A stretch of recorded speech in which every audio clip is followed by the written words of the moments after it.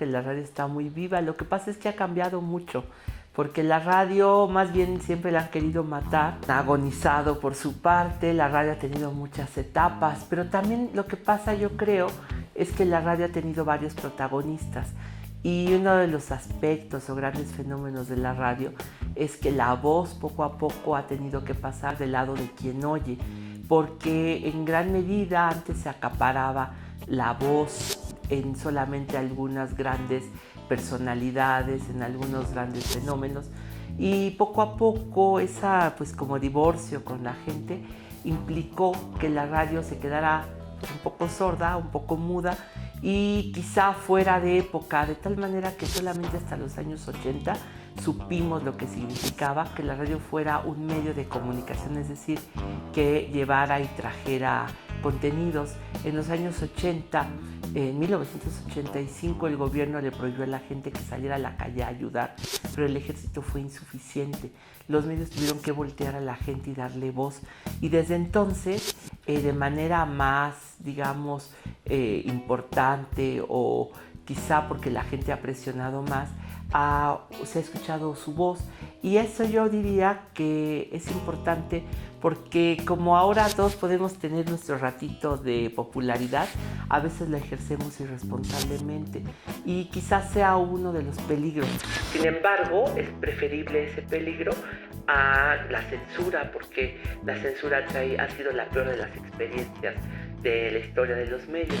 Hoy la radio, le hemos dicho digital, y digital implica también que quien escucha participe, decida los contenidos, decida cuándo escuchar, decida qué opinar, decida cómo corresponder a la radio, de tal manera que no está muerta, más bien la radio se ha transformado, ha tenido muchos papeles en la historia de México y se ha transformado. Nos bombardean los sentidos. Yo creo que más bien el hecho de que nosotros podamos independizar el oído nos hace ser escuchas críticos, es decir, que podemos escuchar y contestar. Siempre es más bien comentar lo que nos llega por medio de los sentidos. Ahorita me acordé de John Locke, el filósofo inglés, decía: no hay nada que esté en mi mente que no me haya llegado por los sentidos.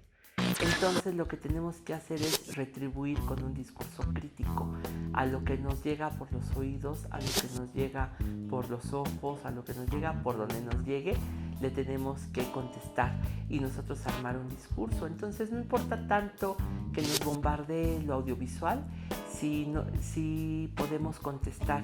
Y yo creo que independizar el oído es una de las cosas que debemos de hacer, es decir, debemos tener el flujo de los sentidos, pero también saber independizarlos, saber apreciarlos por cuenta propia.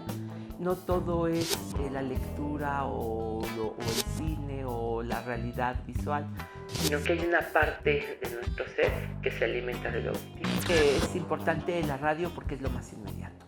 La radio es fundamental porque es donde acudimos a saber qué pasa en el momento. Es casi la que nos dice qué está sucediendo antes de que los hechos empiecen a tomar esa vida propia que permite después las sucesivas reinterpretaciones. Necesitamos conocer y la radio en gran medida la hemos tenido como método de conocimiento de los hechos inmediatos, pero también es una puerta a la otredad. Es decir, es una comunicación con una persona a la que no podremos quizá conocer nunca, es una voz que nos acompaña, es una voz que estamos acostumbrados a tener cerca de nosotros. Hay diferentes maneras de vivir la radio. Sin embargo, la radio ofrece mucho porque ofrece una oportunidad de seguir en el mundo, hundido en el mundo, pero solamente sustrayendo los oídos para poder escuchar y estar como de espectador en el mundo. Lo audiovisual requiere de plano olvidarse del mundo. Pero yo creo que hay muchas maneras por las cuales la radio no muere, por las cuales la radio está siempre presente, porque la radio siempre nos ha sorprendido, porque muchos analistas ya pensaban jubilarla y resulta que no muere y al contrario hay cada vez más experiencias que la gente vive. Hay muchas maneras en que la radio se ha adaptado a la cotidianidad, ¿no? En el fondo la radio es de manera consciente o no, un medio que educa.